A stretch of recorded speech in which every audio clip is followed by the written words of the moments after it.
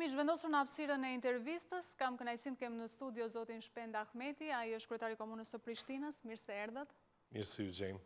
Zoti Ahmeti, ju ndodheni në Tiranë pikërisht për konferencën e parë të Unionit të Bashkive Shqiptare të rajonit. Në fakt nuk është cilësuar si një projekt patriotik, është kujdesur edhe zoti Veliaj që thoshte që nuk është një projekt patriotik apo nacionalist, po në fakt cili është qëllimi i kësaj konference? Ka qenë ideja juaj dhe e zotit Veliaj? Po në fakt Unioni i Bashkive Shqiptare ka ekzistuar si koncept edhe para se të ishim ne kryetar, por që nuk ka qenë aktiv. Më duket se vetëm një deklarat e patën lëshu një herë kur ishte çështja e lapidarit në Preshev, që u ngrit dhe ishte kontesti dhe atë në mbështetje u ngritën kryetarët, mirë po tash që një vit diskutojmë me Rionin se si ta konkretizojmë idenë në mënyrë që të krijojmë diçka që është më e strukturuar dhe të shkëmbejmë përvoja. Unë e thash sot se duke se gjithë kryetarët e tjerë e kanë gati si siklet gjithmonë të thonë se nuk është nacionaliste, nuk është kështu, por është patriotike me gjithat, sepse ne jemi antarë të shumë rjetëve të komunave. Bashkë me Rionin, pra me kryetarin e Bashkisë të Tiranës, jemi në Compact of Mayors, tash bëhemi edhe një dy rjetë të tjera, por nuk kemi pas në rjetë të komunave për bashkive shqiptare, me që rast ne shqiptare do të mund të komunikonim se me gjithat disa për problemeve janë, kisha me thënë, të shqiptare. Dhe me thënë, kur kemi një numër kaq të madh të ndërtimeve pa leje, kur kemi një relacion interesant me pronën private, gjitha janë këto të cilat neve na bëjnë më të parafruar asaj përket problemeve dhe thjesht kemi vendosur që të marrim 5 tema dhe të shohim se si mund të shkëmbejmë informata, sepse ne vazhdimisht të mësojmë prej qyteteve evropiane, por ka gjëra të cilat i kemi bërë ne, kemi marrë shpërblime edhe ne edhe Tirana për inovacion, dhe janë gjëra të cilat tash që mos shpenzojnë komunat e tjera shqiptare që t'ju japim si zgjidhje, po edhe pse jo të mësojmë ne edhe pi komunave më të vogla. E filluam me 5 komuna, ndoshta në mënyrë simbolike nga një bashki apo komunë në secilin prej shteteve ku kemi shqiptar, sepse do me thonë kur e ftuam pasi Rioni e organizoi këtë të parën, Tirana pra, ftu Presheva, u ftu Tetova, u ftu Ulqini, Prishtina dhe Tirana, dhe kishte më njëherë edhe pyetje, pse Presheva, pse jo Bujanovci, pse Tetova, pse jo Gostivari apo Struga, por thjesht e bënëm këtë të parën. Kështu ideja është që viteve të tjera të zgjerohemi, të kemi komunat të tjera dhe natyrisht të zgjerojmë edhe temat. Sot folëm për urbanizmin, për inovacionin, për investimet dhe format e financimit, pra kishte 5 temat të cilat i diskutuam dhe sa jam këtu, ajo po vazhdon dhe gjitha do të kulmon me një marrëveshje të cilën do ta nënshkruajmë sonte dhe shumë shpejt do ta kemi edhe sekretariatin, pra kjo nuk është vetëm një konferencë e PR-it që ne dalim në fotografi dhe dukemi aty si 5 kryetar, por ideja është që të kemi follow-up, që të kemi aktivitete gjatë gjithë vitit, e një herë në vit të takohemi kryetarët, tash do të kemi me rotacion, pra si vjet Tirana, unë shpresoj se vitin tjetër e bëjmë në Prishtinë. Pra do thotë që e ka pak frymën patriotike dhe do zgjerohet më tej në të ardhmen edhe me komuna tjera, apo jo? Po, unë sot e thash si do të bëhet ftesa, kështu do të jetë organizimi? Po, para 5 viteve isha me një konferencë këtu të fqinjësisë shqiptare, si isha në politikë fare, më shumë se 6 vite paska, ku na kishte mbledh Columbia University, një profesor amerikan i kishte mbledh shqiptarët që diskutojnë për bashkëpunimin ndër shqiptar. Dhe sot e kemi një iniciativë tonën, dhe unë mendoj se nuk do të kemi siklet as cenzur, që tash t'ju themi tjerve, po e bëjmë këtë... Që çfarë është? Ideja është që të kemi bashkëpunim. Mos t'ju themi tjerve që po e bëjmë këtë, por kjo nuk është nacionalista apo e tillë, sepse vetë fakti që po diskutojmë për ide konkrete, tregon se cili është synimi i kësaj, por pse jo, pse nuk mundën që komunat shqiptare të ulen, të flasin dhe të krijojnë union të komunave shqiptare, pra ku flitet për temat të cilat na prekin neve të gjithë. Pra kjo është një qeverisjes lokale, një ide, dhe kemi të bëjmë me problemet lokale, kemi problemet të qeverisjes vendore, do shta unë edhe Rioni e kemi më letë sepse jetojmë në shtete, kisha me qujtë shqiptare, por ka dhe komunat tjera cilat kanë probleme tjera, për shembull Ulqini, e posaçërisht Presheva, ballafaqohet dhe është ballafaquar në të kaluara me një diskriminim të jashtëzakonshëm nga shteti serb, por edhe në Maqedoni, edhe pse ka pas, domethënë, një është përqindje më e madhe shqiptarëve, ka pas më shumë liri në ato, prapë se prapë problematika mund të jetë tjera. Këto janë të gjitha të hapura për diskutim, dhe vetë fakti që qëndruam 2 ditë këtu, besomni unë e mësova shumë, edhe pse kam menduar se i di shumë gjëra, sot nga prezantimet po ashtu i mësova disa gjëra, e shpresoj që edhe të tjerët kanë mësu diçka nga reforma që kemi bërë në Ju Prishtinë. thatë që ne komunave shqiptare na bashkojnë disa lloje problematikash. Cilat janë ato problematika që na bashkojnë? Po, unë e tregova më herët që është interesante, nuk është që vetëm, kjo është vetëm problematik e shqiptarëve, por janë më të theksuara në këtë fazë, do me thonë, kemi pas gati gjitha komunat ballafaqohemi me ndërtime pa leje. Pastaj pagesat e tatimit, to janë të ndryshme, në Prishtinë e paguajnë më shumë, në Tiranë tatimin në pronë e paguajnë më pak, sepse nuk ka qenë në tradit, por edhe ne duhet ta kushtojmë, për shembull, kush nuk e pagun tatimin pronë nuk mund ta regjistrojë makinën, e cila te shqiptarët është tepër e rëndësishme. Sot e diskutuam që edhe në Prishtinë, edhe në Tiranë, është e çuditshme si prindërit shpenzojnë më shumë para të tyre për makinën se sa për edukimin e fëmijëve të tyre. Kjo ishte interesante, në fakt, ju dëgjova edhe më herët gjatë konferencës. Po, si është menduar, për shembull, me politika të bashkisë në mënyrë që ta edukojmë edhe brezin që të arsimojë fëmijët? Po mendoj se ka politika të ndryshme cilat makinën... Janë ata që nesër makinat dhe do me thonë që t'i bëjmë më të papërdorshme në aspektin që mos të mvaremi shumë nga makinat. Do me thonë, ne tash po investojmë në 51 autobus 3 në Prishtinë. Kemi marrë kredi nga Bergji. Ideja është të fuqizojmë transportin publik, të krijojmë korsi të veçanta vetëm për autobus, të mundsojmë për ciklizëm më shumë shtigje si që ka bërë për shembull Tirana. Në Prishtinë gjithçka është në distancë 15 minuta ecje. Si t'i stimulojmë në mënyrë që njerëzit fillojnë të përdorin makina më pak. Ka politika të ndryshme, të cilat duhet t'i bëjmë, ne vazhdimisht i kontrollojmë edhe fëmijët në shkollat tona, sepse kemi kontrolle sistematike shëndetësore, sepse ne kemi edhe shëndetësinë. Dhe si vjet na doli... Ne nuk e kemi, për shembull në Shqipëri dhe që duhet ta huazojmë. Por që mendoj se shëndetësia primare është mirë tjetë e komunës, shembull si vjet na doli që fëmijët kanë probleme me obezitetin dhe me gati 3% për çdo vjet po na shtohet mbi peshë. Është një rezultat i përdorimit të telefonëve, iPad-ve, mungesës aktivitete. Pra që nga tani do të shkojmë me stimulime dhe më ju tregu drejtën për herë të parë në një forum të tillë shqiptar, po ndihem se po diskutojmë për probleme konkrete. Sepse zakonisht vijmë me fjalime megalomane të, do me thonë, të ideve që patriotizëm e kështu mirë, po diskutojmë për politika, dhe të gjithë e dinë qëndrimin tim dhe të lëvizjes vendosjes sa i përket edhe bashkimit, kështu që ne nuk e kemi edhe atë shumë siklet, por bashkimi bëhet edhe në këso mënyra, do me thonë që në një mënyrë t'i përafrojmë qytetet tona edhe sa i përket politikave dhe gjanave tilla. U fol për shembull për një mënyrë të re inovative financimi, siç është partneriteti privat-publik. Ne në Tiranë kemi adoptuar, kryetari i ri Bashkisë Tiranës, Erion Veliaj. Po juve në Prishtinë? Po ne tash e kemi mbajt javën e kaluar, fakt 2 javë u bën një konferencë të investimeve ku kemi prezantuar 5 projekte të mëdha, 3 prej tyre me partneritet publiko-privat. Mungesa e një buxheti të mirëfillt për qytetet tona është handicap.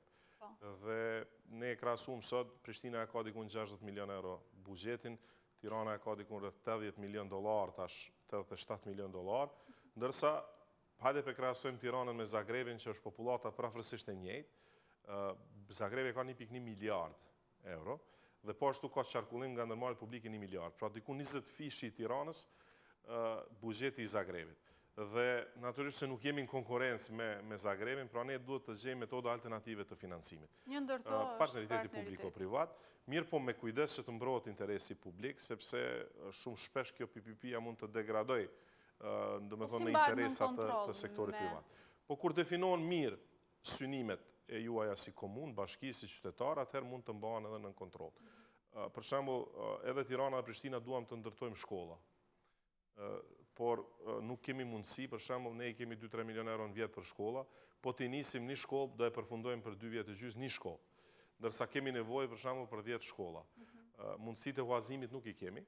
Prandaj shkojmë me kontratat të tilla të cilat janë PPP, që mundsojnë që ndërtojmë shumë shkolla në të njëjtën kohë, por është quasi kredi kjo, nuk është fal. Do me thonë, mos të krijohet ndonjë bindje që kjo na qenë ka falas, është thjesht kalimi i shpenzimit në disa vite, në mënyrë që mos të jemi dhe bashkia ta ketë më të lehtë për ta paguar pastaj. Po dhe në anën tjetër, për shembull, në çështjen e shkollave, është nevojë emergjente, besoj. Ndërtesa menaxhohet nga kompania e cila fiton, dhe zakonisht ka suksese, tash për shembull Varazdini në Kroaci, i ka bërë dikun rreth 35 shkolla në këtë mënyrë dhe janë shkollat e para për nga suksesi i nxënësve në Kroaci tash.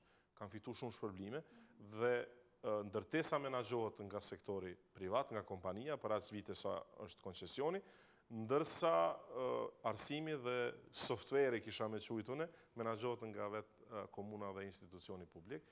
Pra, mendoj se do ta zgjidhim çështjen e ndrimeve, domethënë që kemi ka 2 ndrime në shkolla ne, kemi shkolla të stërngarkuara, në Prishtinë kemi klasë me nga 40 nxënës, ku thjesht një mësues edhe po tjetë më i miri mësues në botë, nuk mundet ta menaxhojë një klasë me 40 nxënës.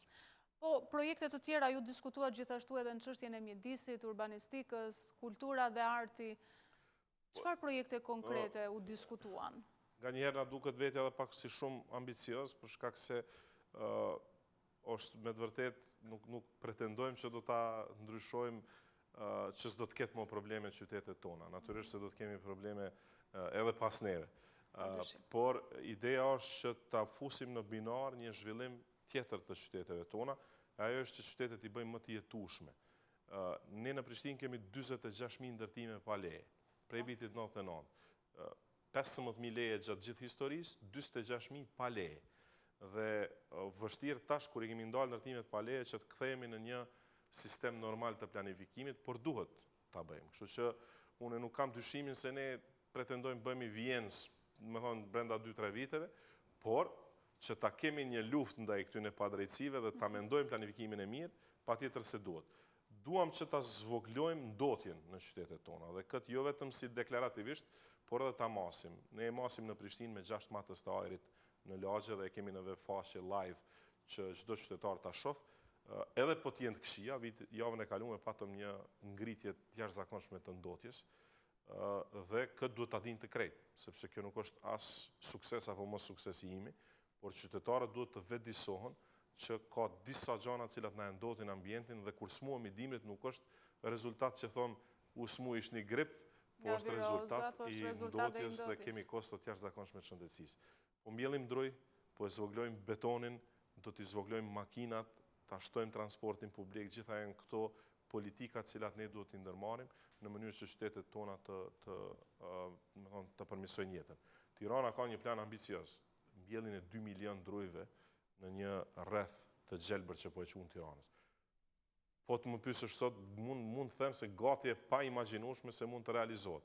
Por Tirana do ta ketë mbështetjen time dhe secilit kryetar të Prishtinës që do të jetë për realizimin e kësaj çështje, sepse më të vërtetë mendoj se do të ishte diçka tepër e mirë. Siç kemi ne edhe në Prishtinë, domethënë plane të ndryshme për të ngritur numrin e drujve, ne kemi rrit tash parkun e qytetit Gërmia në 2000 hektar prej 1000, ta mbrojmë atë pjesë dhe më shumë e më shumë po shtohet prezenca jonë në forumet ndërkombëtare. Unë kryetarin e Tiranës më shumë e takoj në konferenca ku jemi në panele tashmë. Vitin e kaluar isha në Washington në panel me kryetarin e Montrealit dhe Miamit. Erioni ishte në një panel tjetër në Paris dhe po e shoh që ka një ngritje të qyteteve shqiptare, sepse mire ka thonë që e patëm një diskutim që qytetet evropiane e kanë krejt infrastrukturën, por nuk e kanë tashmë qytetarin e ri dhe aktiv. Ne kemi qytetarin e ri dhe aktiv. Kaosin pa infrastrukturë, por e kemi 50% më të ri se 25 vjet Prishtina, 70% më të ri se 35 vjet. E ka një shpirt, një energji që tash duhet ta kthejmë në përmirësim të infrastrukturës jetës dhe me të vërtetë që qytetet tona të jenë një lajm interesant për të tjerë. Po nga modelet europiane, çfarë mund të huazojmë? Shumë gjana. Unë vazhdimisht kur shkojmë në qytete tjera, dal gjatë ditës që të vjedh ide, po e quaj kështu pa kurfar hezitimi, kur e shoh që në Vjenë sot kemi qerdhet e kopshtet e fëmijëve pa pagesë. Këtë Vjena funksionon pa pagesë. Ju ka doftë ndikun 12 vite, po e kanë arritur. Nuk pagun asnjë prind. Kur kemi shujt apo ushqim për çdo fëmijë në qerdhe, për ata që kanë mundësi e s'kanë mundësi, kur kemi një sistem, domethënë që i ka 3 miliardë euro transportin publik me tramvaj, me gjitha këto, ka shumë gjëra të cilat mund t'i mësojmë, por po fillojmë prej këtyre thjeshtave. Para që e bën në Prishtinë është mi vendos pengesat në trotuar që mos parkohen makinat. Ishte një politikë e vrazhd. Shumë, domethënë nuk është as estetike, por duhet mësohemi që s'bën të parkohemi në trotuar. E rrisim tatimin për t'i rritë shërbimet, as kur s'ka qef të paguaj tatime, por me ko bën të gjitha dhe... Por këto përkthehen në investime pastaj. Po krijojmë qytetar aktiv, unë mendoj, se tashmë ankesat vetë se shtohen. Sa më shumë rregullohen punët dhe shtohen edhe ankesat. Kur flitet për shkëmbim eksperjencash, në fakt në praktik merren modelet punë të mira që janë bërë në Tiranë ose ato që janë bërë në Prishtinë. Së fundmi çfarë keni huazuar nga Tirana apo nga Prishtina, Anasjelltas? Çfarë keni shkëmbyer si ide? Tash ne jemi të diskutuar edhe për këtë aplikacionin, për shembull Tirana ime, se ne kemi një aplikacion tonin që duam të bëjmë, e diskutuam sot edhe adapton një kopsht që është një iniciativë biznese private, të cilën ne nuk e kemi në Prishtinë, rezultoi mirë. Por në të njëjtën kohë ne kemi qerët e bazuara në komunitet që ju kanë pëlqyer shumë Tiranës dhe po e shohin si model. Ne kemi hap tashmë gati se 7 qerë të reja që janë të udhëhequra nga prindërit, jo nga komuna. Pra i bëjmë prindërit bashkë pjesëmarrës në udhëheqjen e qerdhës, i zgjedhin stafin drejtues vetë me edukator me gjithë dhe e kuptojmë financimin më mirë të qerdhës, sepse është lehtë me kërku vetëm gjana prej komunës, me thonë na shto këtë, na shto atë, por ato kushtojnë para dhe tashmë po e kuptojnë që për të bërë diçka më shumë duhet të shtojnë pagesa. I diskutuam edhe PPP, është partneritetet publiko-private, posaçërisht këtë konceptin e shkollave, dhe ka, po e thëmë edhe njëherë, shumë gjana, për shembull Tirana e ka kompaninë publike të rrugëve, të gropave, që ne nuk e kemi. Dhe ne do të shkojmë tender për çdo grop kështu, ndërsa komuna e Tiranës, Bashkia e Tiranës e ka kompaninë e vet. Këtu funksionon shumë më mirë, sepse një grop mund të reagon me njëherë bashkia. Ne shkojmë 2 muaj ditë në tender, pastaj kompania private funksionon apo nuk funksionon, pra ka shumë gjëra të cilat mund të shkëmbeni. Dhe cilat janë sfidat tuaja në kryet komunës së Prishtinës? Ato janë, domethënë, të përditshme dhe të mëdha.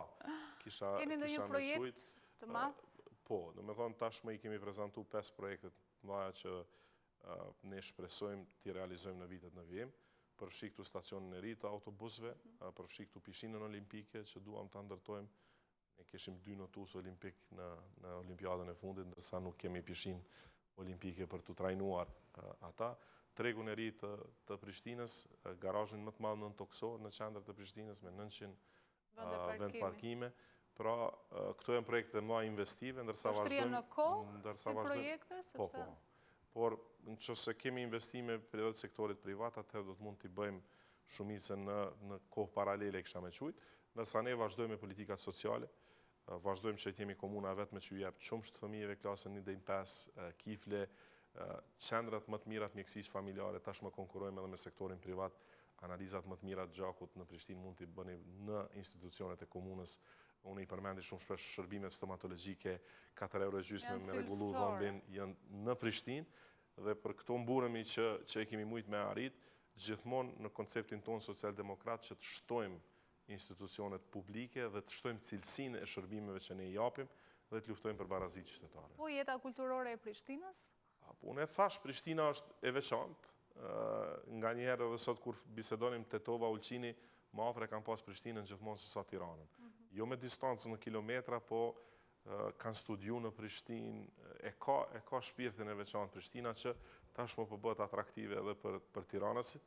Në atë kaosin e vet e ka një rregull dhe kisha me thënë një jetë natës të mirë. Bile dje edhe Rioni e kishte një ide që kjo jeta e natës po i sjell shumë të hyra qyteteve të mëdha evropiane, ndërsa tek ne është paksa e vetë organizuar, e kështu ta shohim se si mund ta organizojmë më mirë, që të kemi edhe njerëz që koordinojnë, sepse ne natën si kryetar flajmë për të tjerët kalojnë jetë natë më të mirë. Kështu që edhe në atë drejtim po mundohemi që të ndërtojmë edhe institucione kulturore dhe shkëmbime. Që se ne e bëjmë një shfaqje në Prishtinë, kemi shpenzu para, pse mos ta përdorim atë shpenzim tonin edhe për gjithë regionin shqiptar. Po nga, për shembull, Tetova dhe nga Presheva dhe Ulqini, çfarë keni huazuar?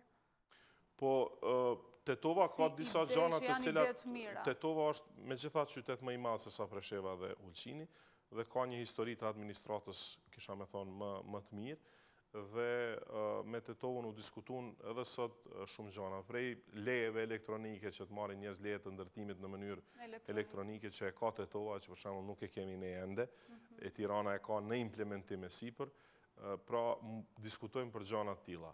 Për Ulqinin dhe Preshevën jemi më shumë të interesuar të ju ndihmojmë për shkak të gjendjes specifike në të cilën janë.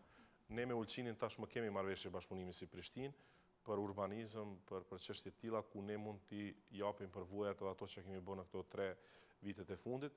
Edhe Presheva, duke ditë që Presheva ka diku një 7 milion euro buxhet, ndërsa ende s'ka as kanalizim të mirëfillt, ka ndërpresa të rrymës vazhdimisht, siç e tha dhe kryetari i Preshevës sot, e deri te fakti që në Preshevë rinia po ju ik.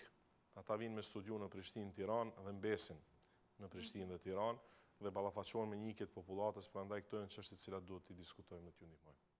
Dhe një pyetje të fundit lidhur me një ngjarje që ka ndodhur së fundmi në Prishtinë, vdekja e aktivistit Astrid Dehari, i cili në fakt ka vdekur në rrethana misterioze dhe ka qenë edhe punonjës, sipas informacioneve që ne kemi i komunës së Prishtinës.